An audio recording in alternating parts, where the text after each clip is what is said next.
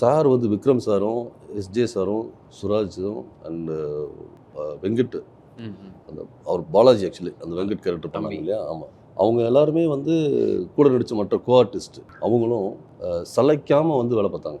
அதில் வந்து அவ்வளோ ஈடுபாடு இருக்கும் அவங்களுக்கு. ஒவ்வொன்றும் ஏன்னா ஒரு ஆரம்பித்து ஒரு 2-3 மினிட்ஸ் போகிறதுக்குள்ளே ஏதாவது ஒரு கரெக்ஷன்ஸ் வரும். திரும்ப மறுபடியும் அங்கேருந்து ஆரம்பிக்கணும். இப்படிமா கிட்டத்தட்ட ஒரு 4 டேஸ் அது பிளான் பண்ணோம். எத்தனை டேக் சார் போச்சு ஆக்சுவலி? 2 டேக் தான். ஃபஸ்ட்டு டேக் வந்தோடனே அதில் கொஞ்சம் சின்ன சின்ன கரெக்ஷன்ஸ் இருந்தது.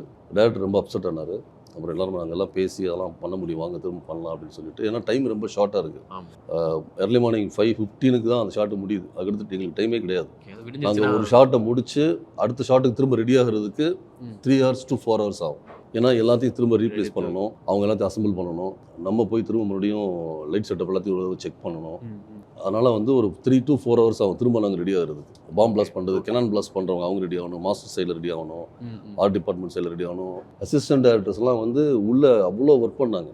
அவங்களுடைய உழைப்பு வந்து மிகப்பெரிய உழைப்பு. அது மொத்த டீமாக சேர்ந்து பண்ணதுனால தான் இந்த ஒரு அவுட்புட் எங்களுக்கு.